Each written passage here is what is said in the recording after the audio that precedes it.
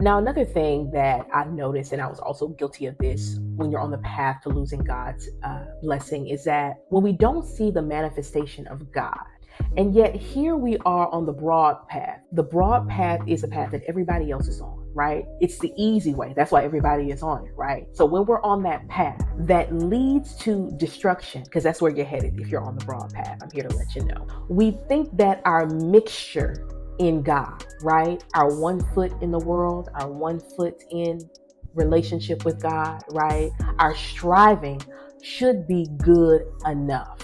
And see, this is where I was caught up. I don't know about y'all, but this is where I was caught up, right? When I thought my life should have looked a certain way and it wasn't.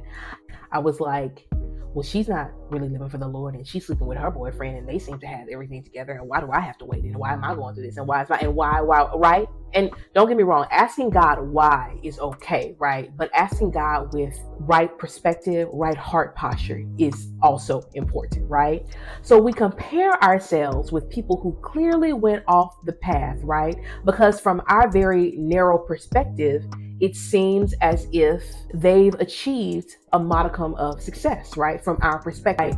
You're comparing yourself, you're literally comparing yourself with somebody who has gotten off the path. So they're not really living by the standard, right? And because you think that they've achieved some modicum of success that you would like, first of all, that's a coveting problem, right? That's a jealousy problem, that's an envy problem. But something is wrong with you too if you're doing that and you're okay that they are not living by God's standard. So you want to not live by God's standard too, right? You want to get to the promise in some roundabout way, right? There's a path that God has assigned to you.